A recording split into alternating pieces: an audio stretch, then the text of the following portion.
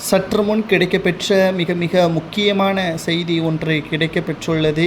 கண்ணீருடன் மருத்துவமனைக்கு ஓடிச் சென்ற முதல்வர் மு.க.ஸ்டாலின் என்ன காரணம்? தனது தாய் தயாளு அம்மா மூச்சு திணறலின் காரணமாக இரவோடு இரவாக மருத்துவமனையில் அனுமதிக்கப்பட்ட செய்தியை கேட்டவுடன் நேரடியாக மருத்துவமனைக்கு சென்றுள்ளார் முதல்வர் மு.க.ஸ்டாலின் அவர்கள்.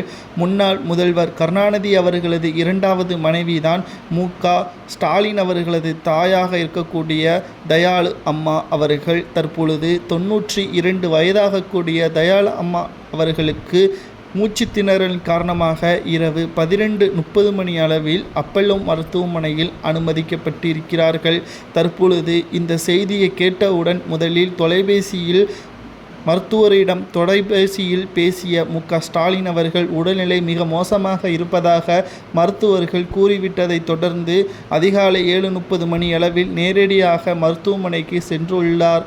மேலும் தனது தாயை பார்த்துள்ளார். தீவிர சிகிச்சை பிரிவில் அனுமதிக்கப்பட்டுள்ள தயாளு அம்மா பற்றியான விவரங்களை மருத்துவர்களிடம் சேகரித்து என்ன சிகிச்சைனாலும் அளியுங்கள், வெளிநாட்டில் இருந்து மருத்துவர்களை வேண்டுமானாலும் கொண்டு வருகிறேன், எப்படியாவது காப்பாற்றிவிடுங்கள் என்று மருத்துவர்களிடம் தெரியப்படுத்தியிருக்கிறார்கள்.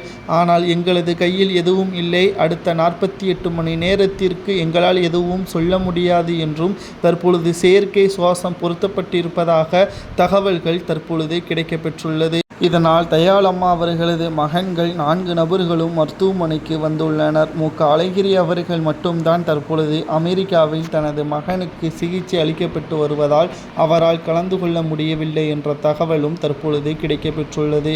அவர் வீடியோ காலில் பேசியுள்ளார். தற்பொழுது தயாளு அம்மா அவர்களது உடல்நிலை மிக மிக மோசமாக இருப்பதால் கோபாலபுர குடும்பமே கண்ணீரில் மூழ்கியுள்ளது.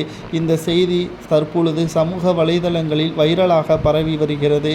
கருணாநிதி அவர்கள் தயாளு அம்மாள் அவர்களை முறைப்படிதான் 2வது திருமணம் செய்து கொண்டாள் என்ற தகவல் தற்பொழுது கிடைக்கப்பெற்றுள்ளது.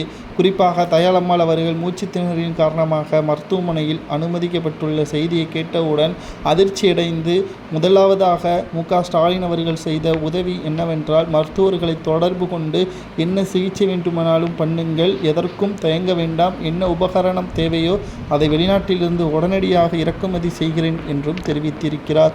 இதுவே மற்றவர்களுக்கு பிரச்சனைகளாக இருந்தால் அரசு மருத்துவமனைக்கு அனுமதியுங்கள், அங்கு ஏதாவது சரியில்லை என்றால் கடிதங்கள் மூலம் தெரிவிங்கள் என்று பேசக்கூடிய மு.க.ஸ்டாலின் அவர்கள் தனது குடும்பத்தில் இருக்கக்கூடிய ஒருவருக்கு பிரச்சனை என்றால் வெளிநாட்டில் இருந்து கூட உபகரணங்களை இறக்குமதி செய்வதாக கூறுவது சரியா தவறா?